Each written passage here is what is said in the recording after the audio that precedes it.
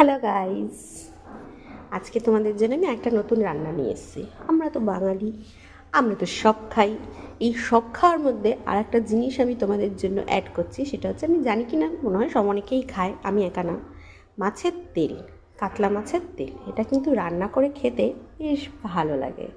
তার জন্য আজকে আমি তোমাদেরকে এই রেসিপিটা দেখাবো। তার জন্য আমি কিনে নিয়েছি, এই যে অল্প একটু রান্না করবো আজকে, মাছের তেল, এই যে পেঁয়াজ, টমেটো, আলু, ঠিক আছে। এই যে কড়াইতে দিয়ে নিলাম অল্প একটু সর্ষের তেল। এটাতে তেল বেশি লাগে না, কারণ মাছের তেলটা থেকে ভক ভক করে তেল বেরোয়। এবার কড়াইতে দিয়ে দেবো, দেখো, শুকনো লঙ্কা আর একটু কালো জিরে।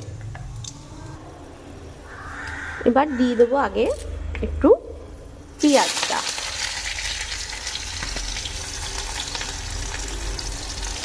পেঁয়াজটা একটু নাড়াচাড়া করে, পেঁয়াজটা আগে দিলাম, গন্ধটা ভালো হয়। তারপরে সমস্ত আলু, পেঁয়াজ, টমেটো সব একসাথে দিয়ে দিলাম। এবার এগুলোকে ভালো করে নাড়বো।